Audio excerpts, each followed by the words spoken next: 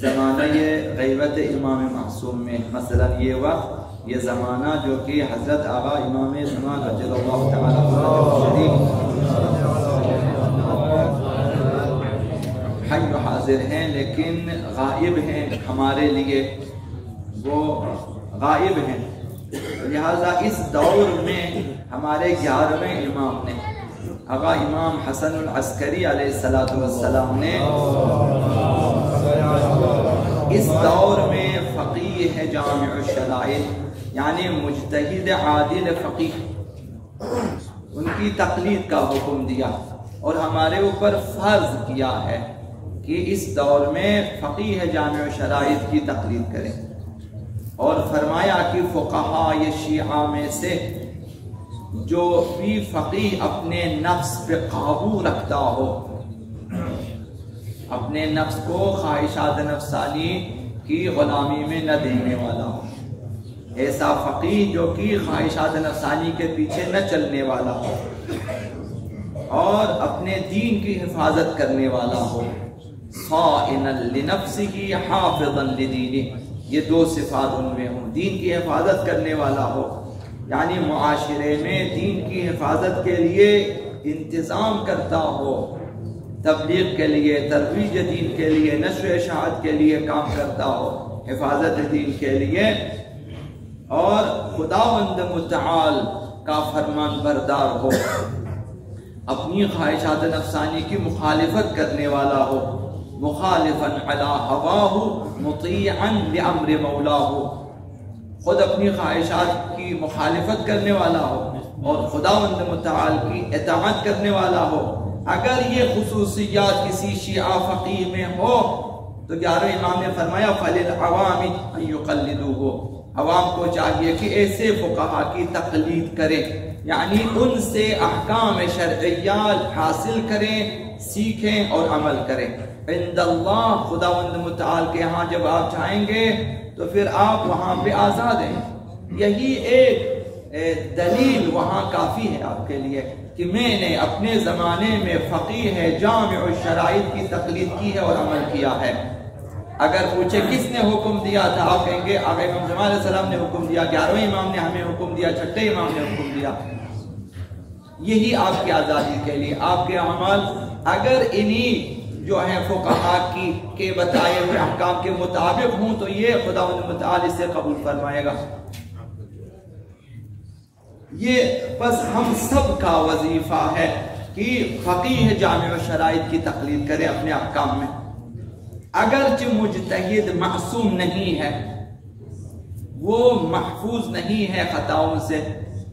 معصوم نہیں ہے، لیکن اسلام کی نظر میں ہر مسلمان کو چاہیے کہ یا خود فقیہ ہو، خود مجتہد ہو، یا خود احتیاط پہ عمل کرنے کی صلاحیت رکھتا ہو، یا پھر تقلید کرے۔ تیسری راہ نہیں ہے ہمارے لیے عمل کرنے کا۔ مجتہد عادل معصوم تو نہیں ہے، لیکن فقیہ جامع شرائع کی تقلید واجب ہے، اس کا فتویٰ حجت ہے۔ جس طرح ایک مسلمان کی گواہی حجت ہے، آپ کے گھر میں آپ کی بیوی نے اگر کہہ دیا کہ یہ فرش نجس ہے، آپ کے لیے حجت نہیں ہے، حجت ہے وہ آپ کے لیے نجس ہے۔ اگر اس نے کہہ دیا کہ یہ پاک کیا ہے، بس وہ پاک ہے۔ ایک خاتون کی بات، دو عادل افراد گواہی دیں، چاند ثابت ہو جاتا ہے، عید ہو جاتی ہے، آپ کے اگلے دن روزہ رکھنا حرام ہو جاتا ہے اس کی بات، تو ایک فقیہ جامع شرائع کی باتیں کیسے حجت نہیں ہو سکتی ہے؟ دینی بات ہے اور شریعت میں خداوند متعال نے انہیں حجت قرار دیا۔ ہر سال عرض کرتا ہوں کہ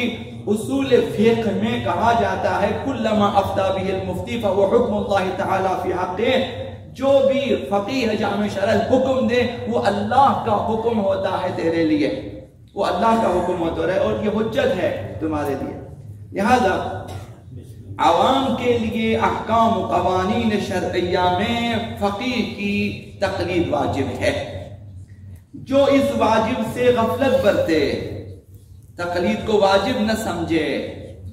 اور اس سے غفلت برتے، اس نے اپنی آخرت کو خراب کر دیا، وہ جانے خدا جانے۔ اب عند اللہ جب وہ پہنچے گا خداوند متعال کی بارگاہ میں، کہ نہیں معلوم خداوند اس کے ان اعمال کو قبول کیا ہے، اگر صحیح ہوا تو ٹھیک ہے، اگر قبول نہیں کیا پھر ظاہراً اس کے اعمال خراب ہو جاتے ہیں۔ اس زمانے میں امام معصوم پردہ غیب میں ہے، اور غیبت کے زمانے میں دین معطل نہیں ہوا۔ آپ نہیں کہ چونکہ امام معصوم نہیں ہے بس کوئی وظیفہ نہیں ہے، بس ہم جو ہیں سر بہوا گھومتے رہیں، کچھ بھی نہ کریں جب تک امام آ جائے، ایسا نہیں ہے۔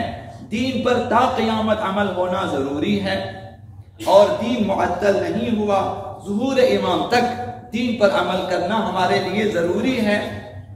تو اس مقصد کے لیے فقہاء جامع الشرائط کی تقلید ضروری ہے،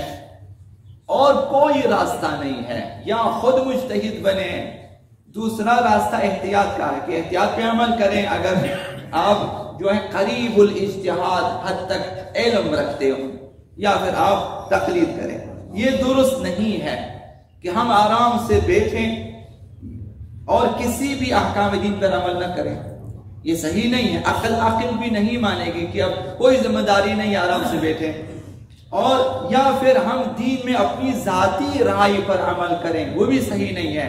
آپ کی ذاتی رائے کا حجت ہونا، دلیل ہونا، قابل قبول ہونا کہاں سے ثابت ہے؟ اس طرح تو ہر شخص اپنی رائے کے مطابق عمل کرے گا۔ ایک کہے گا نماز واجب ہے، دوسرے کہے گا کوئی واجب نہیں ہے، کہے گا روزہ واجب نہیں ہے۔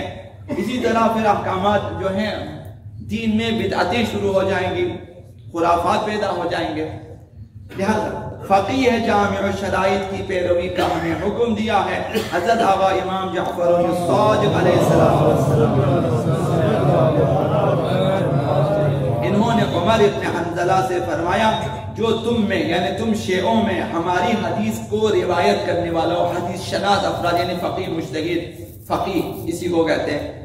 روایت شناس ہو، ہمارے حلال و حرام کو پہچانتا ہو دلائل کے ساتھ، اور ہمارے احکام کو پہچانتا ہو یعنی مجتہد یعنی فقیہ، بس اس کے حکم پر راضی ہو جائیں۔ عمر ابن حنظلہ سے فرما ان کے احکامات پر راضی ہو جائیں، وہ جو تمہیں بتائیں گے بعنوان حکم شرعی اس پہ راضی ہو جائیں۔ میں نے ایسے عالم فقیہ کو تمہارے اوپر حاکم قرار دیا ہے۔ چھٹے امام نے فرمایا ایسے فقیہ جامع الشرائط کو تمہارے اوپر میں نے جو ہے سرپرست قرار دیا ہے، تمہارے لیے حاکم قرار دیا کہ وہ حکم کرے گا، تمہارے اوپر لازم ہے کہ تو عمل کرے جب وہ ہمارے حکم کے مطابق حکم کریں۔ یعنی مجتہد فقیہ جامع الشرائط، نہ ہر فقیہ، جامع الشرائط فقیہ عادل حکم کرے، کسی بھی مسئلے میں حکم دے کہ آپ پر فرض ہو اس کی تقلید کرنا، اور اس کے حکم کو اگر رد کر دیا تو امام نے فرمایا جس نے ان کے حکم کو رد کر دیا اس نے ہمارے حکم کو رد کر دیا ہے، ان امام کو رد کر دیا ہے، اور اس نے حکم خدا کو قبول نہیں کیا ہے۔ جس نے ان کے حکم کو خفیف سمجھا، ہلکا سمجھا، اس نے حکم خدا کو خفیف اور ہلکا سمجھا ہے، اور جس نے انہیں رد کیا اس نے ہمیں رد کر دیا، جس نے ہمارے حکم کو رد کر دیا ہے اس نے خدا کے حکم کو رد کر دیا ہے، اور جو اللہ کے حکم کو رد کرے گا وہ سرحد شرک پر ہے، یعنی وہ بالکل شرک سے قریب ہیں، نزدیک ہیں، متصل ہیں، کہ معمولی حرکت پہ وہ شرک کی طرف جا سکتا ہے، حد شرک پر ہے۔ تو یہ کہ ہم کسی بھی مجتہد کو اپنی طرف سے کچھ بھی بولیں، اب یہ سوچ سمجھ کر کہنا چاہتے، ان کی باتوں میں نہ آئیں جو آگے سے غیر اسلامی یونیورسٹیوں سے، غیر اسلامی حوزات سے پڑھ کر آتے ہیں یہاں پہ ہمیں یہی چیزیں بتانے کے لیے کہ کسی کی تقلید کی ضرورت نہیں ہے۔ ان کی باتیں نہ سنیں، یہ میرے خیال میں آپ بہتر جانتے ہیں کہ اسلام میں تحریف کرنے کے لیے، امت کو ائمہ سے جدا کرنے کے لیے، مقلدین کو مجتہدین سے جدا کرنے کے لیے، خمس کے سلسلے کو روکنے کے لیے اور نماز کے سلسلے کو توڑنے کے لیے، امیر المومنین کی ولایت سے جدا کرنے کے لیے بڑے پیمانے پہ پروپیگنڈے کیے جا رہے ہیں، ان میں آپ نہ آ جائیں۔ مجتہد جامع الشرائط کا انکار کرنا، رد کرنا ان کے حکم کو، یہ انسان کو سرحد شرک تک پہنچاتا ہے۔ خداوند متعال کے حکم سے پیغمبر اسلام نے، ائمہ اطہار نے انہیں ہمارے اوپر حاکم سرپرست قرار دیا ہے اور ان کی اطاعت و پیروی کا حکم دیا ہے۔ تو بنابراین لازم ہے کہ اس زمانے میں کسی عادل فقیہ کی تقلید کر کے ان کے فتووں کے مطابق اپنے دینی اعمال کو انجام دیں۔